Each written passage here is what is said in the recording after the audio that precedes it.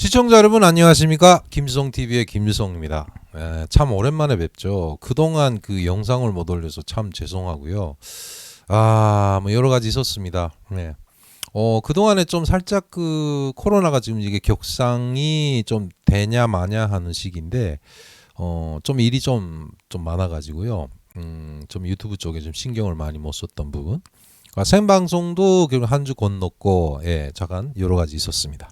그래서 오늘은 전 시간에 이어서 그 북성교포 이야기를 이어갈까 합니다. 한동안은 뭐 제 그 지나간 추억을 새록새록 더듬어 보는 것도 재미있지 않을까 해서 일본에서 살았던 김유성이 과연 어린 시절, 전번에는 할아버지 이야기까지 했는데요.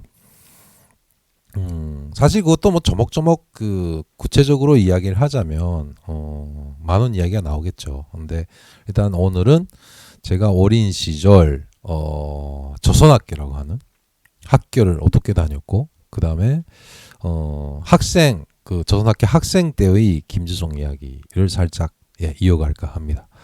일단은 전 시간에 이어서 할아버지가 조청년 간부를 하시다 보니 당연히 저는 학교는 우리 학교라고 하는 당시 보면은 조청년 산하에 있던 학교죠. 그 학교를 다니게 되었는데 유치원 때부터 쭉 북한에 갈 때까지 뭐 현존하고 있는 그 조선학교에 다녔습니다. 일단 이 학교 문제에서 좀 제가 언급을 하고 싶은 게 뭐냐면요. 이 가끔씩 한국에서도 학교를 상대로 학생들을 상대로 교육을 할 때, 통일 교육을 할 때 그런 이야기를 많이 해요. 북한에도 학교가 있을까요? 하면 있습니다. 그러면은 자, 우리 여러분들이 현재 공부하고 있는 학교 칠판에는 뭐가 걸려 있을까요? 태극기가 걸려 있다. 그럼 북한엔 그 자리 뭐가 걸려 있을까요? 그러면 당연히 사진이 있다. 누구 사진이냐? 뭐 김일성, 김정일 뭐 이렇게 나오잖아요. 그러니까 선생님이라고 저도 제가 그러면 일본에서 다녔던 학교는 어떤 학교일까요? 할 때 뭐 조선학교라고 해서 조선학교. 그러면 그 조선학교에는 과연 그 자리에 누구 사진이 걸려 있었을까요? 하면 의외로 이 우리 한국 학생들이 뭐 일본 천안 사진이네, 뭐 일본 총리 사진이네, 뭐 이런 이야기 하는 거예요. 뭐 웃자고 하는 소리겠지만, 아니 제일 교포 애들이라고, 제일 한국인이라고라고 이야기하면 그 집에 애들만 다닌다고, 그래서 우리말 배워준다고 했더니, 그 다음에는 뭐 어떤 친구들은 뭐 태극기 우리한테 같이 태극기가 걸려 있었으면 나는 북한에 안 갔을 것이다라는 이야기도 해요. 결국은 그 자리에도 김일성이 사진이 걸려 있었다는 것이 방점이죠. 라는 것은 북한하고 똑같은 프로파간다, 그러니까 선전선동, 사상교육을 받았던 거죠. 저도 유치원에 들어가서 북한 유치원에서처럼 첫 마디 배우는 것이 김일성 원스님, 당시 김일성 원스님 고맙습니다라고, 뭐 뭘 해준 것도 없는데 고맙습니다라고 이런 거 문구부터 배우기 시작했고요. 뭐 인민군대 아저씨, 이 세상에서 제일 강한 인민군대 아저씨, 미국놈 양코배기를 이긴 뭐 인민군대 아저씨, 뭐 이런. 그 다음에 뭐 사회주의 내 나라, 어머니 조국, 뭐 이런 키워드들이 득득득득득 떠오르는 거죠. 근데 재미났던 것이 당시에 그러면 그 조선학교라는 존재가 정말 어마어마했어요. 제가 볼 때. 왜 그러냐면은 상대적으로 일본에서 살고 있던 제일교포들이 그때 당시에 그 표현으로서는 민족적 차별을 받았다. 사실 차별이 있는 거는 뭐 똑같아요. 그때 당시는 차별이 심했다. 그래서 일본에 살고 있는 제일 한국인 또는 뭐 제일 조선인, 뭐 그때도 양국화 돼 있었으니까 뭐 우리는 제일 조선인이라는 표현을 많이 했어요. 그 다음에 그 민단계 동포들은 뭐 당연히 제일 한국인이라는 표현을 했었고, 근데 그 일본이라는 사회에서 일자리도 제대로 못 가지고 뭐 두루두루해서 취업도 제대로 안 되고 뭐 인정을 못 받고 이런 것 때문에 민족적 차별을 받았다. 어른들은 받았겠죠. 그러니까 애들은 어떠냐? 저는 이게 어린 시절 이야기 꼭 하고 싶은데, 제가 어릴 때만 해도 동네 일본 애들이 저를 엄청 못 살게 그랬거든요. 뭐 소위 말하는 이지매죠. 이게 한국에서 그 이지매라는 표현을 가끔씩 쓰더라고요.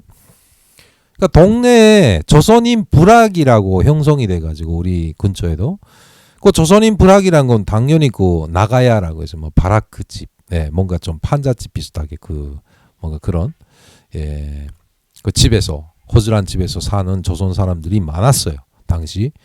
그게는 뭐 3, 4, 5 모여 살다 보니까 옆집도 같은 조선인, 제일조선인, 제일교포, 뭐 앞집도 그렇고 다 그러니까 애들끼리 재미나게 놀기도 하고. 소위 그 불악에는 조선인 불악이라고 했는데 불악에는 당연히 일본 애들이 못 들어오니까 신성 불가침인 거죠. 저처럼 이렇게 애 따로 사는 친구들은 동네 보면은 일본 애들이 꽤 살아요. 이 애들이 뭐 다는 안 그렇지만 제 동네에 있던 애들은 저를 계속 놀렸거든요. 소문이 나니까. 전 시간에도 이야기하다시피 우리 작은 지방에고는 시골 도시니까 뭐 정말 엎디면 코 닿을 때잖아요. 네, 그러니까 다 알았어요. 저에 대해서. 뭐 저청 청년 간부네 무슨 손자네 뭐네. 그리고 우리 집이 할머니가 생계를 이어가기 위해서 뭘 했냐면은 호르몬 야끼라고 해서 우리말로 하면 곱창집이죠. 예. 그걸 했었어요. 그러니까 뭐 곱창집 손자라고 이렇게 또 그런 타이틀도 타기도 했었고요. 살짝 그 이야기하면은 그때 당시 그 호르몬이라고 하는데 호르몬 야끼라고 하는데 호르몬이라는 게 우리 지금 호르몬이 아니라 호르몬이 일본말로 하면 버리는 물건이란 뜻이거든요. 예. 호르라는 거는 스테르하고 호르가 있는데 호르라는 거는 이쪽 그 관서 지역의 그 사투리예요. 호르. 그래서 호르몬이라는 건 당시 그 할머니 따라서 어릴 때 도살장에 자주 간 적이 있어요. 소도살장. 가면은 소고기는 당연히 그 당시 그 뭐지? 그 많은 사람들이 사서 먹고 구워서 먹고 하는데 그 내장 있잖아요. 예, 곱창이나 이런 것도 위, 천엽, 간 뭐 이런 건 다 버려. 그다음에 소 대가리, 아이고 죄송합니다. 대가리가 아니라 소 머리까지 버려요. 그 발통, 꼬리 이런 거를 당시 할머니가 도살장에 가서 얻어와요. 이거 우리 할머니뿐이 아니라 그때 당시 그 저 뭐죠? 생계를 이어가기 위해서 제일교포 분들이 꽤나 그렇게 해서 그 불고기 장사를 했거든요. 우리 집도 그걸 했는데 그래서 그걸 갖다가 뭐 팔기 시작했었으니까 그런 타이틀도 받았는데 아무튼 그래서 좀 거기에서는 부각이 돼 있다 보니까 길 가다가 놀려요. 이지매 하는 거죠. 그러니까 초등학교에 올라가서 일단 초등학교 저학년까지는 유치원에서 저학년까지는 조선학교에 스쿨버스가 있었어요. 통합버스. 그러니까 통합버스를 타고 학교에 오고 가기 때문에 문제가 없어. 아침에 기다리고 있으면 집 앞에까지 버스가 와서 그거 타고 학교 갔다가 집에 오고. 근데 고학년, 초등학교 3학년 때부터는 시내에 일반 대중교통을 이용을 해서 학교에 가기 시작한 거죠. 아무래도 학생 수가 많고 수요가 있다 보니. 그러니까 그때부터는 꼭 그 일본 애들이 사는 그 구역을 지나가야 요게 갈 수 있단 말이죠. 가다 보면은 얘네들이 몸발치에서 나를 보고 조센징 어쩌고 저쩌고 하면 뭐 와서 못 살게 구는 거예요. 예. 뭐 다리 걸려고 하고 와서 일부러 막 태클 걸고 막 이러는 거죠. 근데 그때 당시는 상대는 뭐 한 대여섯 명 되는데 저 혼자잖아요. 근데 그 어릴 때만 해도 좀 마음이 많이 약했나 봐요. 그래서 계속 왕따 당하는 것처럼 그렇게 살았는데 뭐 후에 살짝 비약을 해서 그 부분만 말씀드리면 제가 중학교 됐어요. 예. 그 조선학교에서 중학생이 됐잖아요. 배짱이 생겨요. 초등학교 때는 몰랐는데 중학교에 올라가면은 워낙에 그때부터는 그 일본 학생들하고 많이 싸우기도 하고 뭐 그 학교 학풍 자체가 그렇거든요. 싸워요 자꾸. 그 중학교 돼서 그 게임 센터, 그러니까 우리는 오락장이죠. 오락실 같은 데도 가는데 그놈이 있는 거예요. 날 놀렸던 그 주모자가.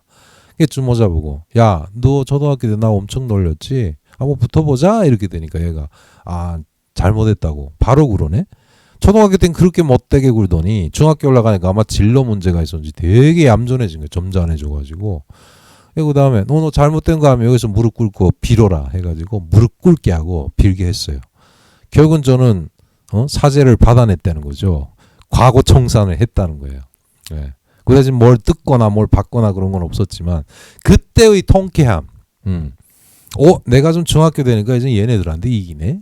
막 이런 그런 게 있었어요. 아무튼 그래서 그런 걸 상대적으로 이지매를 당하고 이제처럼 그런 차별을 받고 애들한테 놀림을 당하고 나니까 당연히 학교에서 하는 프로파간다, 예, 선전 선동 교육은 잘 먹히겠죠. 왜? 학교에서도 그런 이야기를 해요. 우리는 이렇게 해서 다 끌려와가지고 이역당해서 고생하면서 부모님들 고생 살아가는데 여기서 아직도 민족적 멸시를 받고 당시 뭐 아시잖아요. 뭐 저고리 사건, 조선학교 학생들이고 여학생들이고 치마 저고리를 입고 가는데 그 여기다 뭐 유산을 뿌리고 뭐하고 해서 치마 저고리를 쬐다는 뭐 그때 당시도 뭐 살짝 그런 이야기가 돌 때인데 후회도 있었지만, 그러니까 폭행도 있고, 예.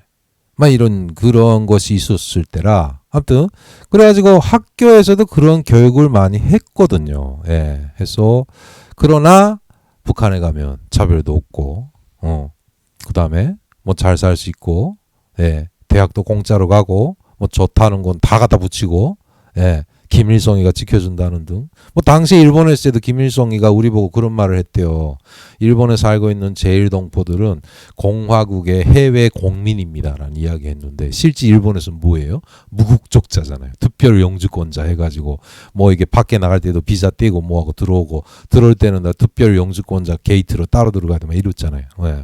아무튼 그런 상황이었는데 그러다 보니 그 북한에 대한 교육이 상당히 먹혔었어요. 그래서 우리도 학교에서 신비스러운 북한 이야기를 들을 때면은 늘 동경을 하게 되고, 아, 그런 곳에 빨리 가고 싶다라는 생각을 하게 됐던 것이 아직도 기억에 나고요. 일단 제가 배를 타고 간다고 하니 많은 학생들이 그때 막 환영을 해주고, 예, 부러워하는 학생도 있었고요. 예, 그래가지고 제 학년이 중학교 2학년 때 올라갈 때니까 올라가서 세계학급이전 세계학급이 다 모여가지고 합동으로 이렇게 막 성별회도 해주고, 예, 그때 엄청 많은 선물을 받았죠. 뭐 북한은 좀 날씨가 춥다는데 얼음 빙판이 많다더라. 그러니까 스케이트를 많이 타라. 당시 북한 스피드 스케이팅 선수 한피라 선수라는 게 되게 유명해서거든요. 그 우리 일본에서도 그 제일교포들 속에서 막 그냥 한피라 하면서 막 이렇게 히어로시 됐을 때라. 그래서 한피라처럼 되라고 뭐 어떤 친구는 스케이트 구두를 사주기도 하고, 축구도 또 그때 한 번 또 70년 초반인가요? 그 붉은 번개라고 해가지고 그 북한 선수단이 일본에 와서 한번 축구도 했던 그런 기억이 나거든요. 야, 그런 식으로 해서 너도 빨리 북한에 가서 훌륭한 사람이 되라 해서 엄청 선물을 받고 용약 북송선을 타고 갔던 기억이 납니다. 네. 아무튼 그래가지고 일본에 있을 때 어릴 때 김주성 학교는 이자처럼 뭐 조선학교라는 곳에서 다니면서도 그런 상황에서 일본 애들한테 이지매를 당하면서도 학교에 가면은 같은 처지 애들이기 때문에 그런 게 없잖아요. 그러니까 학교를 당연히 좋아할 수밖에 없고, 그래서 당시 학교에 가면 우리 학교에 가면 초등학교 때는 가잖아요. 그러면 우리말 쓰기 운동, 일본말 쓰지 않기 운동 막 이런 거 했었어요. 그래서 일부 학생들이 수첩을 들고 다니면서 그 휴식 시간이나 방과 후 때 일본말이 어쩌다 포로 나오잖아요. 그러면 그걸 갖다 적었다가 담임 선생님한테 보고를 해요. 얘 오늘 몇 번 일본말 썼습니다. 뭐 이런 식으로 해서 상당히 그런, 예, 우리 학교 안에서도 조선학교 안에서도 그런 일이 있었던 그 기억이 나고요. 뭐 나머지 특징적인 거라는 뭐 거의 그냥 선생님들, 교장 선생님들이고 그렇고 몽땅 다 그냥 뭐 북한에 대한 찬양 일색이었어요. 예. 뭐 다들 뭐 가보지도 못한 사람들, 아마 그때 당시 우리 초등학교 때 교장 선생님이 아마 70년 초엽인가 아마 그때 북한에 갔던 기억도 나는 것 같아요. 그래서 갔다 와가지고 뭐 어떤 것이었다는 이야기를 직접 들려줘가지고 해서 들었던 그런 기억도 나고요. 자, 아무튼 오늘 이야기는 여기까지로 하고 다음 시간에 이어가도록 하겠습니다. 김성의 북송교포 이야기 재미있었다면 구독과 좋아요 많이 눌러주시고 기탄 없이 댓글도 부탁드리겠습니다. 그러면 의견을 수정을 하도록 하고, 예, 더 재미나고 유익한 방송으로. 네. 뭐 일단 제 개인사지만 뭐 이 개인사를 통해서 당시 일본에 살았던 제일교포들의 생활 패턴 뭐 이런 것들을 좀 더 이해하는데 도움이 되었으면 합니다. 네. 안녕히 계십시오. 다음 시간에 다시 뵙겠습니다. 김성TV였습니다.